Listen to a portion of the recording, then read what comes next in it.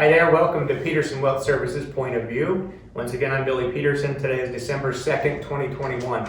We've had a lot of volatility in the markets the last couple of weeks, and I want to talk about that. And I want to give you our view of the world beyond 2021, going into next year, and give you some ideas on the things that we're watching for and the actions that we're taking now.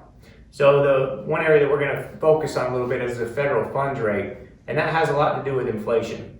That's going to be on your chart there now. As you can see, it goes back to 1958. Those areas shaded in gray, if you'll notice those, represent recessionary periods. And as you'll notice, the Fed funds declined during those recessionary periods. That's one tool that the Federal Reserve uses to help the economy come out of a recession. They drop the federal funds rate. And remember, the federal funds rate is simply the overnight lending rate that financial institutions use to loan money to one another. One bank might need a bunch of money to loan to its customers, while another has excess capital on its balance sheet, so they can loan money to one another overnight or for short-term periods. So that's just really, it sets the tone for interest rates all over the world, really. And things like mortgage rates, company lending rates, the LIBOR, a lot of it's indirectly tied to what the Fed does with federal funds. So right now we're sitting on a 6.2% inflation figure. That's through October. That's a much different number than the Fed told us we would have this year. Go back last year, they said we would be somewhere in the ballpark of 1.8% on the inflationary figure. Well, that's only about 400% off. And you can see that inflation is a major problem, and it's one that some of us are worried that the Fed is too slow in dealing with. The longer they let the problem go on before handling it or dealing with it, the worse it's going to become overall. And we all see the prices going up and issues going up, and really no resolution or no discussion on how to fix it, other than the last meeting. Now they said, well, it's not transitory anymore. That word has been retired.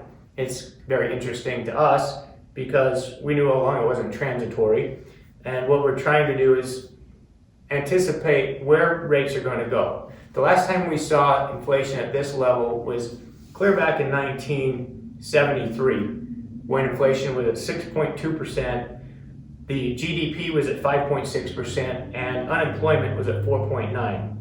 So they started to deal, they being the Federal Reserve, back then we had Arthur Burns as the chairman, but they started to deal with inflation by raising rates. And it wasn't just in a straight line. Of course, you see on the chart it was sporadic, up, a little bit down, back up, and started to actually increase substantially in the late 70s and into the early 80s, where actually Fed funds peaked out at 20%, and inflation was running at 15 to 16%. So we have potential issues that we are maybe 5 or 6% on the Fed funds rate as we go forward in the next 1 to 2 years. That's going to be a substantial number of interest rate hikes, because right now they're effectively zero. We've been at zero for quite some time on the Fed funds. So we're watching that very closely. The other things that we're watching are, and we're going to list this out so we can talk about each one. Again, Fed funds, their action, the Fed Reserve actions, I should say, their actions with regards to federal funds. The next meeting is December 14th and 15th. Beyond that, they're having another meeting January 25th and 26th. So those are dates that we're watching closely of what they're going to do and how they're going to handle the inflationary data that comes out between now and then.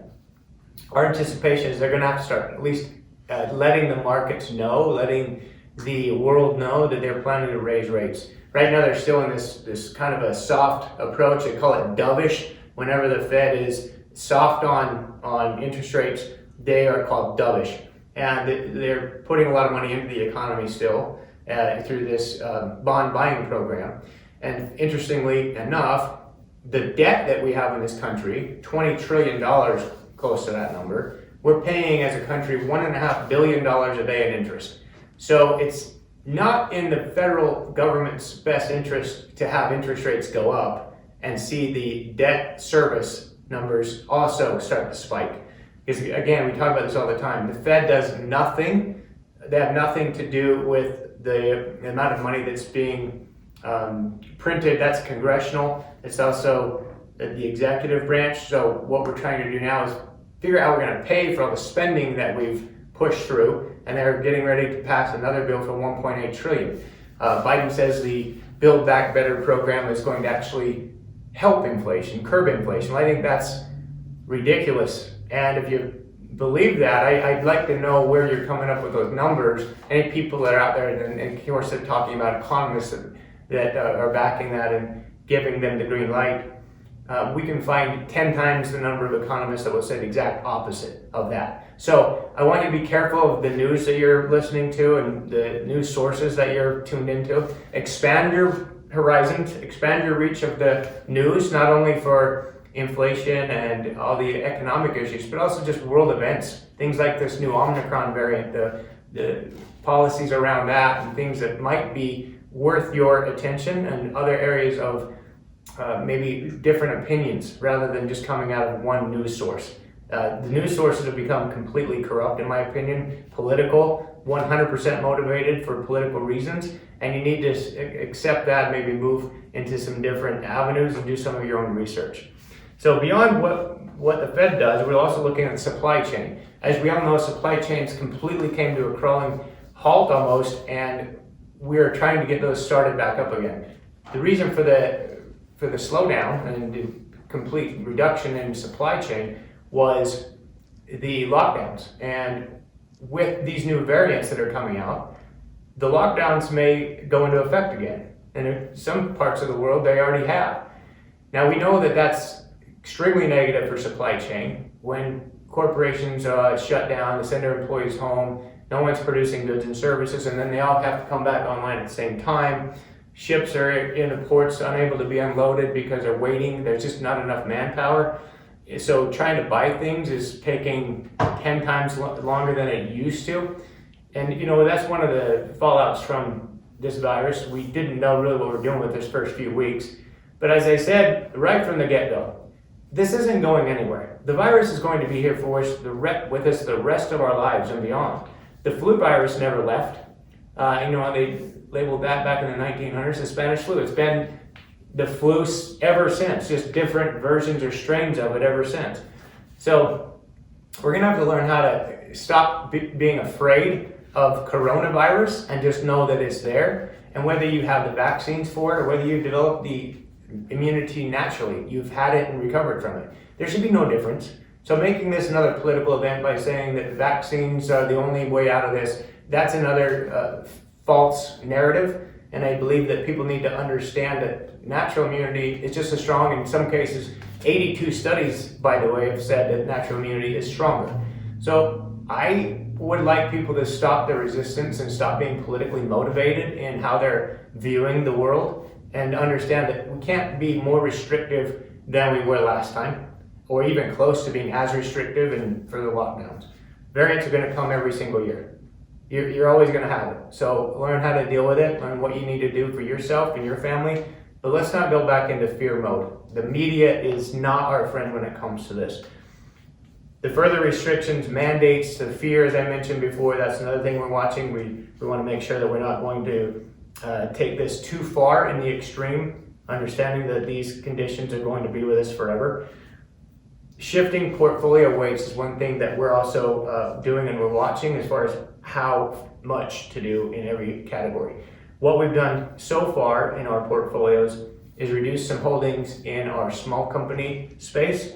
We've reduced some holdings in the technology space, and we've also reduced bond duration. So any portfolios that still have fixed income or a percentage of fixed income, we've tried to reduce the duration, understanding that rates are going up, and bond duration meaning the kind of the maturity, if you will. It's a formula, but the length of time that the bond is exposed or is until it matures has a big effect on the value of the bond when rates are going up. The other thing we're doing is increasing exposure to commodity type companies, to the value oriented companies, and to financials. As rates go up, financials will typically benefit from that. So we're watching all of these things. We're paying attention to inflation. We understand markets are going to have some volatility. Don't be afraid of that. If you're an investor who is currently putting money away, volatility can be your friend. It can really help your portfolio returns over the long haul. So phase in, know that we're watching this. Just because we're expecting volatility to pick up doesn't mean we're going to recommend selling it all and sitting on the sidelines. Markets are going to come in, they're going to rise and they're going to correct. They're going to rise and they're going to correct. That happens over every market cycle. Just know that we've had really good returns and not much volatility for the last year or two. And now we're going to return more to normal. You're going to see 5%, 10% corrections, even maybe a 20% recession somewhere down the road. I don't know if it's next year, but maybe the year beyond that. And we just need to prepare and move the portfolios in a direction that we feel like they're sustainable and that they can withstand that type of thing.